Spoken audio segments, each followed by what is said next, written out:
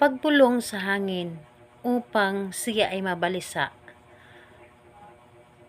o siya ay kukontak sa inyo kung kayo ay matagal nang hindi nakontak. Nasubukan niyo na ba ito, ang pagbulong sa hangin, para siya ay mabalisa kung hindi siya makakatawag o hindi kanya makakausap? Hello mga guys, kumusta kayo? Panibagong araw, panibagong video na naman tayo.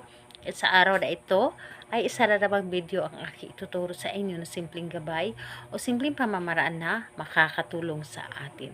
At bago ang lahat, gusto ko lang mag-disclaimer sa mga taong hindi naniniwala at hindi gusto ang mga kagaya nitong video. Please skip this video and maghanap kayo ng videos na gustong gusto nyo, dahil ang video na ito ay para lamang ito sa mga taong naniniwala and gusto mag-try. Sa lahat po ng mga nagko-comment dito sa aking video dito sa loob ng aking channel, mag-ingat sa lahat ng mga nagre-reply sa inyo na dinadala kayo sa kanilang WhatsApp and imo na kung saan doon kayo itatransact. And ayun po, wala po akong imo and WhatsApp.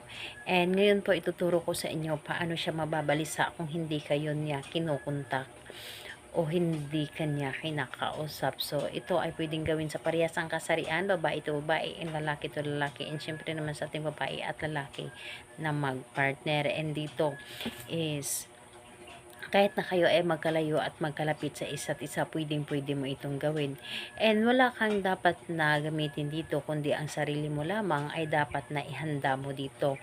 Dapat ay alam mo sa inyong sarili na gustong gusto mo itong gawin, and hindi ka nagdududa sa inyong dapat na gawin. And ayun po, dapat ay buo ang inyong loob, tiwala at paniniwala sa paggawa nito. And ayun po, kung ready ka na and gusto mo na itong gawin, umpisahan mo na ito. Kung naramdaman ninyo na ayun po, malakas ang hangin, yung hindi naman masyadong malakas, and ayun po, kapag naisip po ninyo siya, ay agad ninyo itong ibulong sa hangin ng 7 beses. Yes po, 7 beses mo itong ibulong sa hangin, and yung pangalan lamang niya, at apelyido, syempre dapat ay buong pangalan niya at apelyido, and totoong pangalan niya ito. And ayun po, ang gagawin po ninyo ay napakadali lamang. Ibulong lamang ang kanyang pangalan at apelyido, and isunod mo ang inyong nais. Halimbawa ay mababalisa ka kung hindi mo ako kukontakin.